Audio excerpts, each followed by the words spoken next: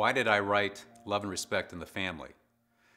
My upbringing was such that when I was 2, I saw my dad attempt to strangle my mother to death, and when I was 11, I learned that he had committed adultery. So I have a woundedness in my heart that has ignited a reason for me to write this book.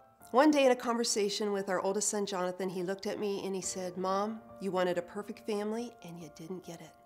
I was stunned. He was not going to write this book unless all 3 of us kids and my mom were supportive of him doing so. His level of introspection, the amount of judgment that he put on himself. There are a lot of books out there that say do this in this situation or do that in this situation. But I believe this book allows for a framework that gives a parent freedom. My desire was for my children to share the good, the bad, and the ugly, and we wanted to be transparent, and that, we believe, will give encouragement and hope to people who are struggling with the same things but feel like maybe there's no hope for them, and we want them to know there is a ton of hope. And I know that when I deal with my young son, Jackson, I'm always thinking, what would my parents have done?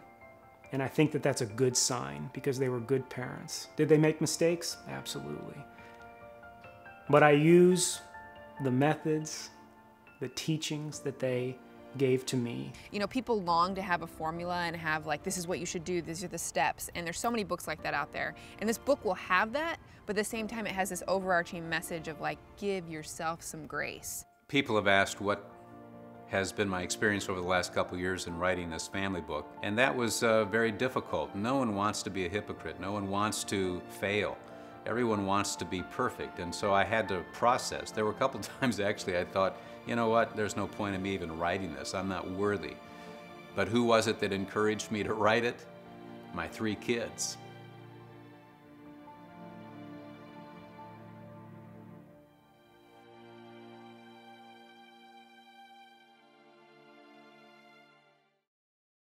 Okay, what mistakes did my parents make? How much time? Just kidding. What mistakes did I make as a child? None. Look at me, little angel. Lie down. Lie down.